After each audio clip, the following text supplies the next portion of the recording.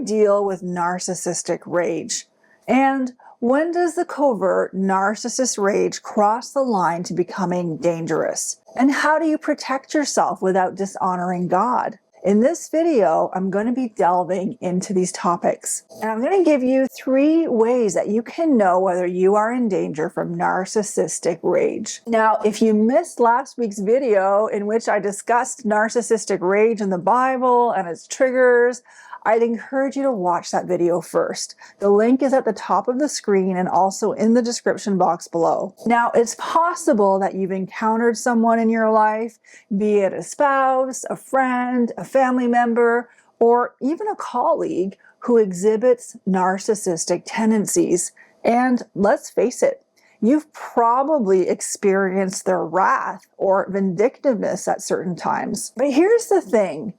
When does narcissistic rage shift from being difficult to potentially dangerous? That is what I'm going to cover in this video. Danger isn't always possible to detect, especially if you are dealing with a covert narcissist, since these types of narcissists are masters of disguise. They are exactly the same as overt narcissists, chronically arrogant, entitled, exploitative, manipulative, lacking in empathy, grandiose in their thinking, the whole kit and caboodle, but they hide their narcissistic traits. A covert narcissist could be smiling at you, talking affectionately, signing off texts or emails with all these heart and smiley emojis, and you have no clue that there's anger simmering just beneath the surface against you, and you have no idea that it's been that way for a long time. They may have been stewing for months or years, and you have no idea about the extent of their anger against you until it's too late. These people are experts at wielding passive-aggressive tactics. They are able to subtly inflict harm in ways that catch you off guard. Now, if you're questioning whether you might be dealing with a narcissist, I have put together a 1-page checklist of the common signs of narcissistic abuse, which you can access in the description box below. And on top of that, I've also included a diagram on what the cycle of narcissistic abuse looks like and the wheel of violence in that same document. So these handouts can give clarity on the many ways that narcissistic rage can play out in a relationship if you're wondering and you want to learn more about it. Now, let's shift gears a little. Let's look at an example from the Bible of someone who crossed the line to becoming dangerous, and that is King Saul. Now, just to give a preamble, David was a young man at the time who was working for King Saul. David was an arm bearer in Saul's army. He also played the harp for Saul. In the last video, I talked about how Saul's jealousy was provoked when he saw that David was becoming more popular than him.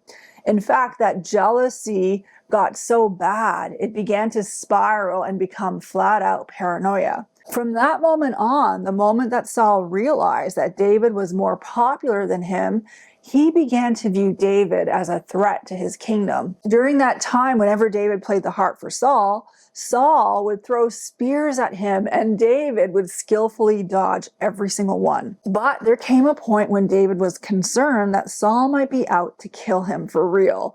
And what's interesting about the story is that David had a special bond with Saul's firstborn son, Jonathan. And the Bible says about Jonathan that he loved David as he loved his own self. So when David got concerned that Saul might be seriously trying to kill him, he went to see Jonathan. And Jonathan said, and I'm paraphrasing here, "If my dad were planning to do that, I would know about it because he tells me everything." But David's response was, "But your dad knows that you and I are close, so maybe he's hiding it from you." So the two of them crafted a plan to see if King Saul was truly trying to kill David. And their plan was simple. David was going to purposefully be absent from a feast where he would typically sit at Saul's table. And their aim was to see how Saul would react. If Saul didn't seem bothered by David's absence, then it would show that there was nothing harmful going on. But if Saul became upset or agitated, it would confirm their suspicions of his evil plans. Well, sure enough, Saul's response to David's absence was nothing short of explosive rage. When he found out that David was missing, Saul erupted like a volcano. So Jonathan was trying to reason with him, trying to urge him to restrain his anger and to see that David was not a threat.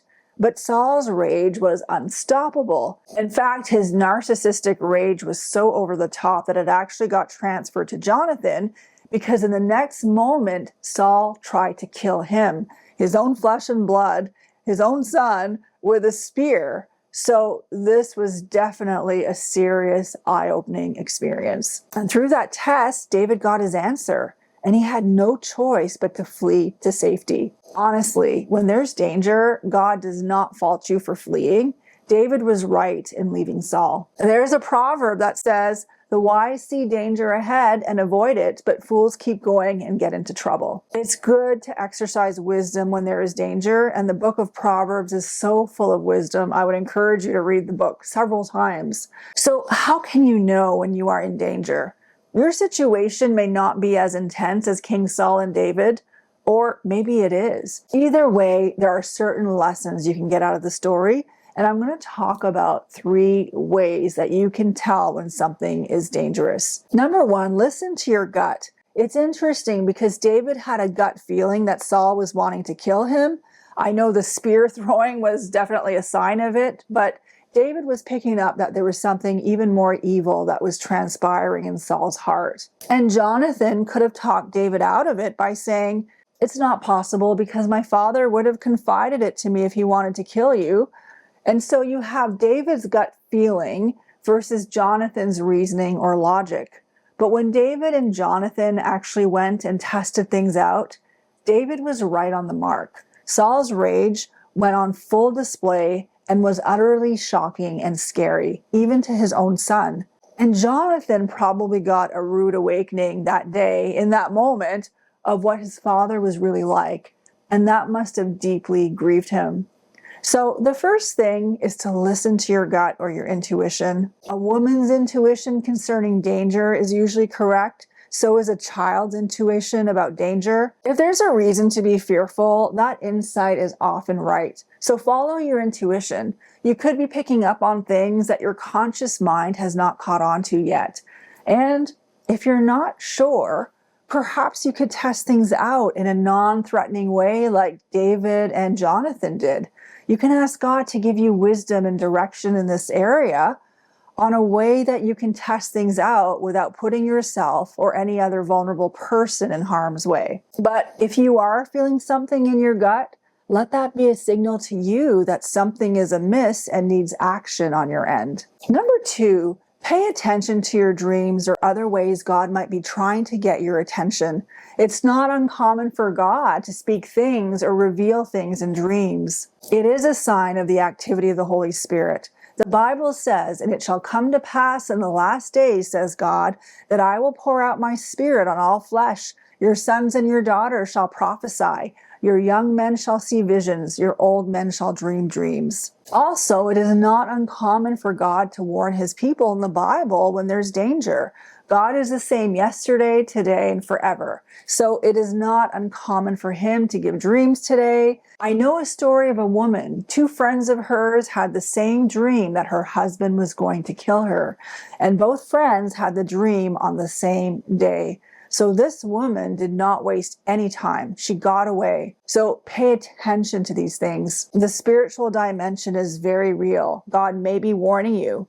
We often hear the beloved Christmas story of the 3 wise men who journeyed to see baby Jesus in the manger. But what we sometimes overlook is the part where Herod, who was king at that time, deceptively asked the wise men to inform him of Jesus' whereabouts. He told the wise men that he wanted to go worship Jesus as well. However, Herod's plan was to secretly kill the baby, and God knew that, even though the wise men did not pick up on it, not even their intuition or their gut. So God intervened, and he warned them in a dream to avoid Herod. And they obeyed the message in the dream and returned home by a different route. And when Herod realized he'd been deceived, His rage went out of control. It resulted in him massacring infants 2 years and younger. And God also knew that Herod would lash out in this rage. So before that could happen, he directed Joseph and Mary to flee to Egypt, also in a dream. If you're experiencing warning dreams or your children are having nightmares, pay attention to that. These could be divine warnings about the schemes of the enemy working through the narcissist in your life. You can take comfort in knowing that it's not all on you to pick up on everything, and sometimes our own intuition and gut fails us. But that is when God can step in and warn us supernaturally. Another sign that you may be in danger is if your body is giving out or if you're losing your mind. There are all kinds of physical ailments that are connected with narcissistic abuse, like cancer, autoimmune disease, digestive issues, thyroid issues, TMJ, chronic pain, sleep disorders, hormonal imbalances. So even if our hearts and minds want to keep fighting for something or persevering, our bodies may be at a point where they just can't keep going the way they are, lest something serious or fatal happens. So our bodies have a way of giving us messages that our minds and souls are ignoring. Your body may be telling you to get out because how you're living and what you're enduring is not sustainable. And it could get to the point of being a life or death situation where if you don't leave that toxic environment or that person, it could kill you. If you're facing a situation like David did when he had to flee from Saul, don't delay taking action until everything is perfectly lined up. If things are escalating and haven't improved, having a backup plan isn't a lack of faith. Just know that. When you're dealing with people who are devious or dangerous or manipulative, it is not a lack of faith to take steps to protect yourself. I have encountered Christian women who believed that having a separate bank account was like sealing the fate of divorce in a marriage. But ignoring warning signs just because you want to walk in faith is unwise. I mentioned earlier about a proverb which says, "The wise see danger and take precautions." Scripture also tells us to be as innocent as doves, but as shrewd as snakes. When we ignore warning signs because we're looking for a different outcome, we deceive ourselves. If you're noticing warning signs that make you question whether you should safeguard your finances, don't be naive. Take that information to heart because it could very well be God allowing you to see things so that you can take appropriate steps to protect yourself. One thing you could be praying for is for God to expose and bring into the light everything that is hidden, and also to give you wisdom and courage to do what is needed to respond. There are times when preserving yourself means being strategic, even if it involves some level of deception. Just know that God doesn't fault you for preserving yourself when you are dealing with a person who is dishonest or manipulative, who doesn't fear the Lord. God did not fault David for fleeing from Saul to preserve himself. And he also did not fault other characters in the Bible like Jacob for fleeing from his manipulative, dishonest uncle Laban. God also did not fault Abraham for lying to a pagan king in order to preserve his and his wife's life. There are plenty of examples in Scripture where God does not penalize a person in these situations.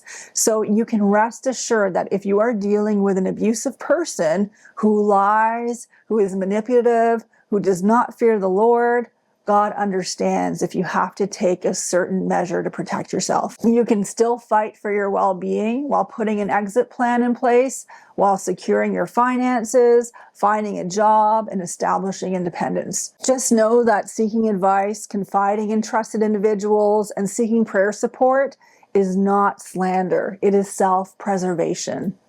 So I hope this video was helpful. Remember, when facing narcissistic rage and potential danger, it's crucial to trust your intuition and pay attention to warning signs. Don't hesitate to make a plan for your safety. If you are questioning whether you might be going through narcissistic abuse or dealing with a narcissist, check out my one-page checklist of the common signs with the diagrams of the cycle of narcissistic abuse and the wheel of violence.